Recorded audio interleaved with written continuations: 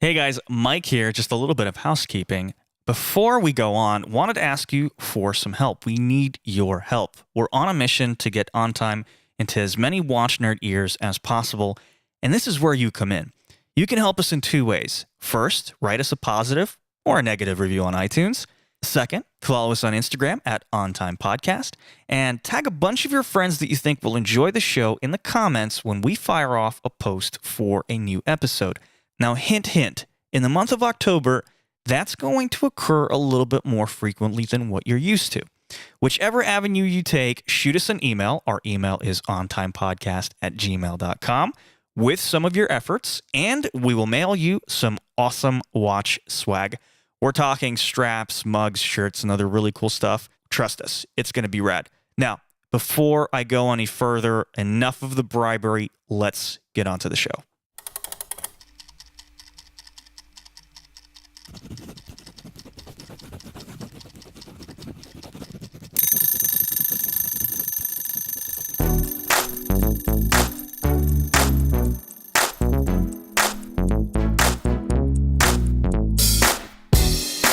We're back with another episode of On Time, and our guest today actually speaks English because he's from England, specifically Reading, England.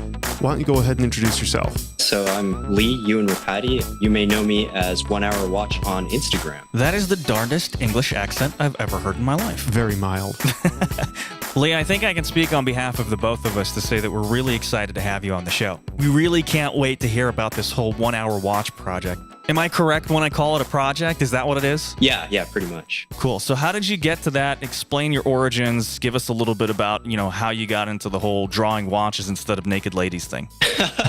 Yeah, well, I did want an alternative to draw in art school, but basically I've been interested in watches for a few years. And just one day I had some design markers that I wanted to use. I had about an hour of time to make a drawing, and I just decided, why not draw a watch? And when I had finished the drawing, I decided on a whim to put number 1 on it and the date and sign it, which I don't normally do. And then for some reason, I decided to post it online and very quickly realized that I had become accountable to the entire internet. I needed to do one the next day. And if I did one the next day, then, the day after that, and here we are, like 1,100 days later in the future. And I'm still going, still enjoying it. Yeah, that's basically it. I spend 60 minutes or less each day, and I try and draw a new original watch. Do you know what I find most impressive about everything you just said? That your designs that take you, as you said, exactly 1 hour, are far superior to many of the designs that other companies spend millions of dollars and man hours producing. Yeah. Yeah. We might just be talking to the next Drell Genta here. I would not be surprised at all. Lee, let's talk about the artwork and let's talk about what kind of possessed you to do watches instead of anything else. The obsession with watches kind of happened halfway through my undergrad. So I went to the Nova Scotia College of Art and Design in Halifax, Nova Scotia in Canada. And I studied design there, mostly focusing on industrial design. And in third year, I happened to see an ad for an Werber watch, and it just kind of blew my mind. Before then, I actually had the opinion that watches were just total trash and overrated, and like, who would wear a watch? Yeah, Werber completely redefined it for me, and I started looking more at a lot of kind of the more quirky designer quartz watches. And then, you naturally kind of tend to start reading the blogs and getting into it there and going through that whole kind of phase that all of us go through. Just for the sake of context, could you let us know about what year that was? That was about 4 or 5 years ago. Yeah, 4 or 5 years ago, there were a lot of very ugly watches. Oh, yes. Yeah. There are a lot of watches that I'm embarrassed to say that I liked, but that's in the past and I just keep moving forward. But anyway, in the last couple of years of school, I just tried to put different kind of watch elements into the project. So if I was taking a jewelry course, for instance, I try and use a lathe just to kind of see, oh yeah, so this is kind of how it's like to make a watch, or this is the reason why certain watch aesthetics look the way that they do. A lot of the kind of design courses were entirely digital, but There are also some jewelry courses or metal smithing, that kind of stuff that was offered where you can work with your hands. You can work with, the tools of the industry. I think that's incredibly smart and incredibly important because what I've seen a lot is missing, whether it's jewelry or we'll talk specifically about watches, is that when these pieces are designed, it seems like they've never actually gone through that step you just described. They've never actually created a physical model and had somebody try it on to see how the ergonomics are. How does this interact with your body and what is it like to wear? Yeah. I'm kind of shocked that at a very student level, you're able to do something that multi-million dollar companies can't seem to wrap their heads around. Yeah. To be fair to the people in the industry, they do have a lot more restrictions than I do. But, the watches that are out there, some of them really shouldn't be. For me, I have very small wrists. So any watch company that is making a plus 42 size watch, especially trying to use vintage aesthetics, is just going to be on my blacklist. A lot of the modern Breitlings, I think, are just very oversized. And I do hate to say it, but a lot of modern Rolex feels a little bit bloated to me. That's exactly what happened. Not to go too deep into this, but you're completely right. Just speaking from a design perspective, they took an old design and they just made it fat, whether it's the lugs or the rehouts, the bezels, everything just got bloated. Nothing seems to mesh anymore. And it just seems like it looks like a fake version of itself. It looks like they took a straw and stuck it where the crown is supposed to go and just went, and then there it goes. That's the modern solution to watch design in the Swiss watch world.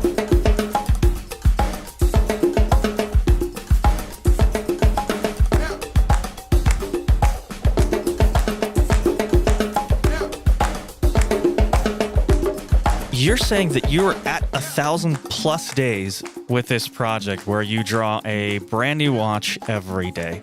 Talk a little bit about the process. Tell us how you get motivated, where you get your ideas, and how you're able to achieve this consistency. In all honesty, it does take a lot longer now. The drawing of it is still done within the hour. But thinking of the concept for a watch, I've decided a year ago, I need to take a bit longer to think, what should I draw tonight? And make sure that it's not the same as last night. I look a lot on Instagram through that Explore tab or whatever. More and more, I have become interested in a lot of the vintage aesthetics in watches. I think that there is a certain balance to the elements, like dial to case ratio, that is very beautiful in my eye. And so I get a lot of inspiration from that.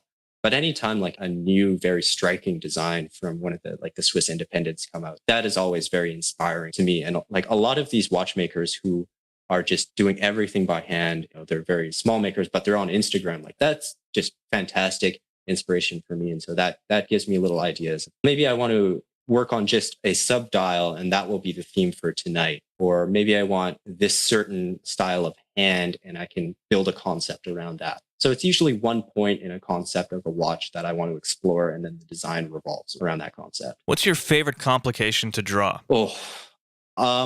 I love any time that I can stick an extra button on the case or an extra pusher. I don't know why, but I find cases without crowns or just seem a little bit weird. I love Roman Gautier's watches, but whenever there's not a crown on the side, it confuses me. So anytime that I can add a pusher or an extra crown or something, it's like a guilty pleasure. It's the same way with the power reserve indicator. I think it's a super useful complication. I don't own a watch with a power reserve indicator, but whenever I see them, and there are so many different kind of ways to display that, that's something that I always really enjoy including in the design. Likewise, I think it's more useful than most people realize. And the thing is, it's useful to everyone. For example, a lot of people don't care about chronographs, but everyone can use a power reserve.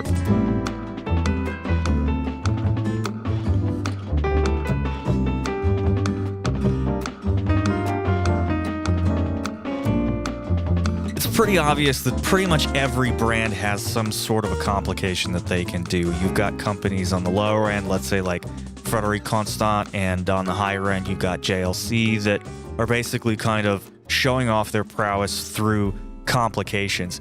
Do you agree that complications are maybe not as important as manufacturers make them out to be? And do you think that aesthetics should be basically put in the forefront? They should be more important than complications? Yeah, absolutely. I mean, even as the enthusiast side for my interest in watches, I always put aesthetics above the mechanics of a watch. As long as it works, I'm good with it. It just needs to really look good. If you're working with certain kind of constraints, like God forbid you're putting a tiny quartz movement in a like a full size watch, it's going to be hell if you want to have anything other than those central hands. But there are so many opportunities for design elements to work together or to create a contrast. Basically, even if you're working with a whole bunch of constraints that the movement is giving you, there's still so many opportunities to either do something original or look to the past, because as we know, the vintage market is going insane right now. And, bringing some of those aesthetics into a modern watch isn't quite as hard as I think some brands might feel it is. There are definitely some brands who are not doing their vintage reissues as good as others. There are just, as a designer, there are so many opportunities for you to either look ahead or look behind to create a design. Well, as a designer, don't you want to be more original than less? And I know that, everything is kind of unoriginal at this point. I mean, everything's already been done.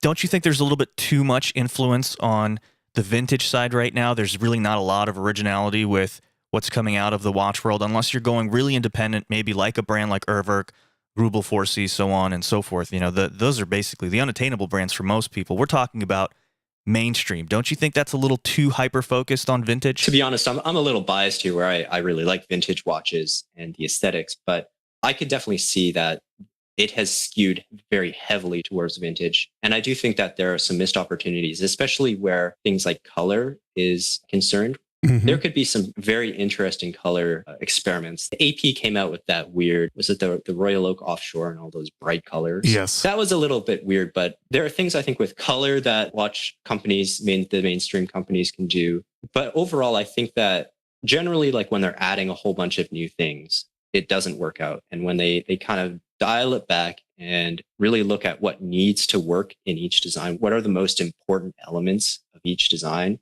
those are the ones that work cohesively and tend to, be, I think, better watches. This is probably one of the hardest questions in the world. So brace yourself. What is the best possible watch for you aesthetically, all around? What is your favorite piece?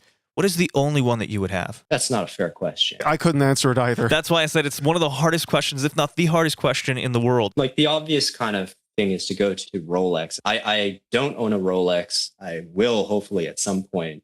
And it would probably be a Datejust. But like right now, I'm wearing a Seiko SKX. That's perfect for day to day and basically any time other than when I'm wearing a suit. I can bike with it. I could swim with it. I can do anything I want. It's invincible. And it's actually, pretty nice looking watch, at least in my opinion. But I think if I was to have like the perfect watch, oh God, it just changes day by day. I can't answer this question. Fair enough. You're one of us then. That's the answer that I was looking for. It changes day by day. Even perhaps hour by hour. Yeah, possibly. Yeah. For me, it's like every 3.5 minutes. So I'm going to actually leave you, not with a question, but a request, because people have heard it before. They're probably tired of hearing it, but it is very rarely, I would say, if not ever, done well. 1 hour watch, I'm going to give you a challenge, and that is a chronograph with a date and GMT. Oh boy, that's a lot of stuff to draw. Well, that's not a lot of stuff. It's basically it's just a chronograph with a 24-hour hand. Do we have a challenge accepted? Yeah, well, so I'll see how it goes, and I guess you'll see it on Instagram. And it'll be out probably by the time this episode is out. Oh, that's so awesome! Nice. Okay, yeah, I'll double down on it. I'll give her a go. Since you've accepted that challenge, let's do another one. Okay, so it's got to have a tourbillon. So that same watch. And it's got to have, let's see, what else can we stick on there? It's got to have a power reserve. And oh, come on. Now you're getting crazy. No, what? I'm doing the Swiss thing. What are you doing? You what mean are you the same watch that I'm talking about, or a separate watch? Yeah, I'm doing the same watch. I mean, I'm just following the model of the Swiss watch world. That's all I'm doing. Don't hate me for my love of the Swiss watch world. All right. Well, Lee, thanks so much for taking your time here with OnTime. And it's always nice to speak with someone that knows what they're talking about and that has such a passion and can speak so substantively on the subject of design. I love that word. That's a very good dictionary word there. Why, thank you. Yeah, okay. Well done, Chase. Listen, Lee, thank you so much, first of all, for making the time for us, because the time difference for us is, that's one hell of a difference. You're, I believe, in GMT right now? Yes, I am. Kick ass. So there you go, drawing a GMT. That's appropriate. See, this is why we need it. We're always talking to people outside of our time zone. And I time Instagram everything. So, guys, I say this a lot, but seriously, this time I absolutely mean it. If you're not following Lee, please do. The guy has got some serious talent. Lee, why don't you go ahead and plug yourself? Where can we find you? All right, so you can find me at 1 Hour Watch on Instagram. That's all spelled out, no numbers, no nonsense like that. And thank you guys for having me on. I'm such a big fan of this podcast, so it was a real treat to talk to you. Thank you very much, and likewise. Absolutely. All right, gents. Cheers.